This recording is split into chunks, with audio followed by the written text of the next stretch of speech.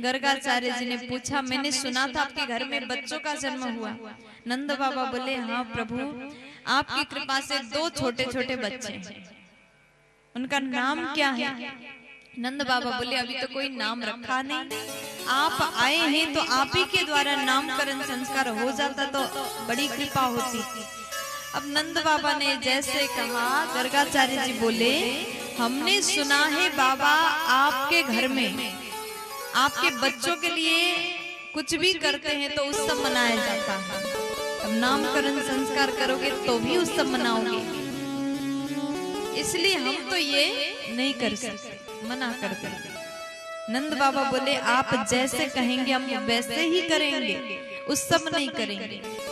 अब यहाँ बातचीत हुआ, गोप्य रूप में गौशाला में जाकर के कन्हैया का नामकरण संस्कार करना, गौशाला में जाकर के भगवान का नाम रखना। गर्गाचार्य जी महाराज गौशाला में गए। नंद बाबा मैया यशोदा को बताने के लिए जाते हैं।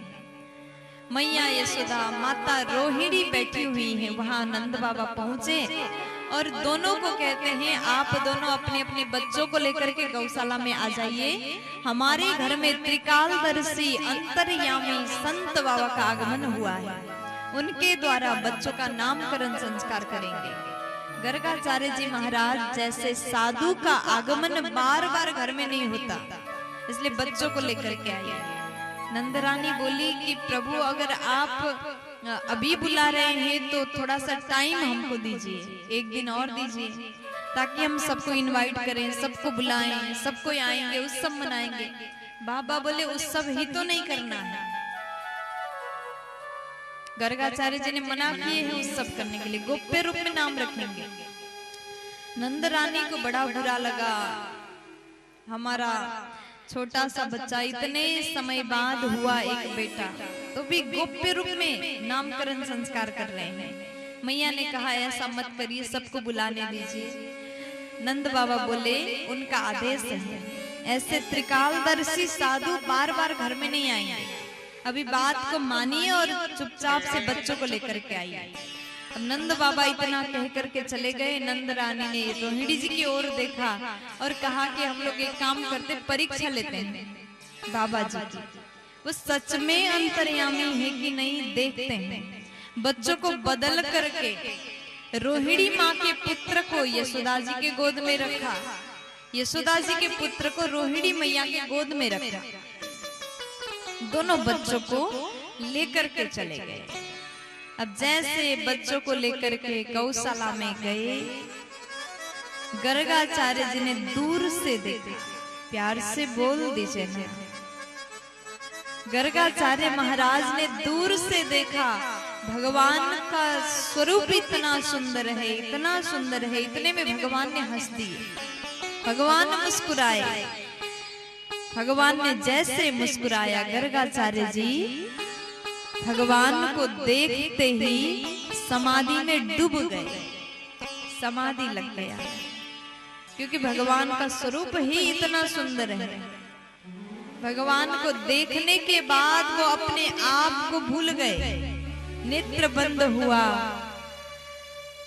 और भगवान के उसी रूप के चिंतन करने लगे, आंख बंद करके बैठ गए। मैया यशोदा रोहिणी गई, बैठ गई, 1 घंटा इंतजार किया, 2 घंटा इंतजार किया, 3 घंटा इंतजार किया, बहुत समय बीत गया, लेकिन अभी तक गर्गाचार्य जी नैन नहीं खुल रहे हैं। यशोदा जी ने बार बार बुलाया, बाबा उठ जाइए, आप क्यों सो गए, हम कब से इंतजार कर रहे हैं। गर्गाचार्य जी उठ ही नहीं रहे।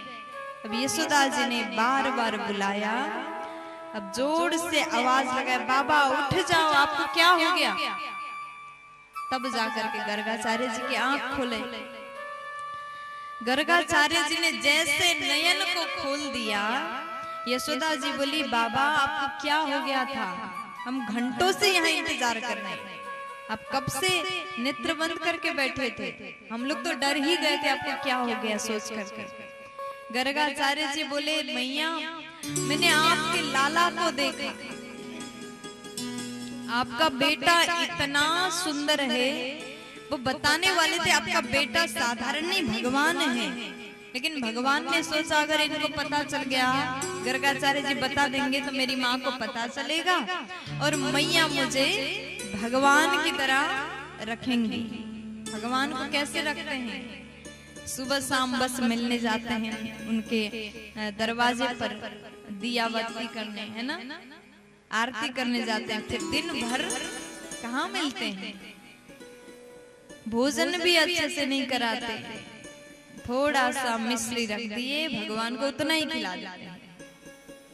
भगवान ने सोचा अगर इनको पता चला मैं भगवान हूं तो उसी हिसाब से मेरी पूजा होगी, ये प्रेम नहीं मिलेगा। अच्छा, भगवान संसार में आए हैं, भगवान को प्यार चाहिए, माँ का प्रेम पाने के लिए, माँ के वात्सल्य को पाने के लिए भगवान ने अवतार लिया। और भगवान सोच रहे अगर मैया को पता चला तो मुझे भगवान की तरह पूजन करेंगी, मुझे प्रेम नहीं मिलेगा, इसलिए गर्गाचार्य जी को इशारा कर दे, बाबा जी मत बताना कि मैं कौन हूँ। गर्गाचार्य जी समझ गए। उन्होंने कहा कि मैया आपका बेटा इतना सुंदर है, इतना सुंदर है, मैंने एक बार आपके लाला को देखा तो मैं अपने आप को भूल गया, इतना सुंदर आपका बेटा। मैया खूब खुश हुई। देखो कोई भी माँ हो, उनके बच्चों की तारीफ करो तो माँ को बड़ा आनंद आता है।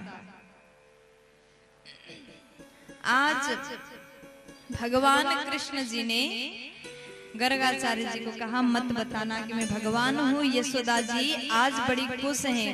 गर्गाचार्य जी बोले आपका बेटा बड़ा सुंदर है। और बात करते करते गर्गाचार्य जी कहते मैया आपके गोद में जो लाला है ना, ये आपका नहीं है। अयम ही रोहिणी पुत्रो रमयन सुहृदो गुणैः आख्यास्यते राम इति बलाधिक्याद् बलं विदुः। अयम ही रोहिणी पुत्रो, माँ आपके गोद में जो बालक है ये आपका नहीं, रोहिणी मैया का बेटा है। अब यशोदा जी समझ गई ये बाबा जी तो सच में अंतर्यामी है। हम लोग परीक्षा के भाव से बच्चों को बदल करके लाए थे, ये जान गए। रोहिणी जी की ओर देख करके इशारा किया, बाबा सच में त्रिकालदर्शी है। रोहिणी मैया मुस्कुराती हैं। उसके बाद गर्गाचार्य जी बोले माँ ये आपके गोद में बैठा बालक आपका नहीं, इनका है, रोहिणी माँ का बेटा। और इस बालक का नाम होगा बलराम। बलाधिक्याद् बलं विदुः, अधिक बल होने के कारण इस बालक का नाम होगा बलराम। बोलिए बलराम भैया की जय हो। और इनका एक और नाम रहेगा, इनका नाम होगा संकर्षण, क्योंकि देवकी माँ के गर्भ से आकर्षण करके रोहिणी माँ के गर्भ में स्थापित किया था, इसलिए इनका नाम होगा संकर्षण। अब उसके बाद गर्गाचार्य जी महाराज देखते हैं कन्हैया की ओर। रोहिणी माँ के गोद में बैठा बालक भगवान कृष्ण की ओर गर्गाचार्य जी देख रहे हैं। और गर्गाचार्य जी महाराज बोले इनको मैं क्या नाम दूं, क्योंकि इनका केवल एक नाम नहीं, बहुत सारे नाम हैं। हर युग में अवतार लेते हैं, हर युग में अलग अलग स्वरूप में आते हैं, अलग अलग नाम होता है। ये तो जगत के मालिक है।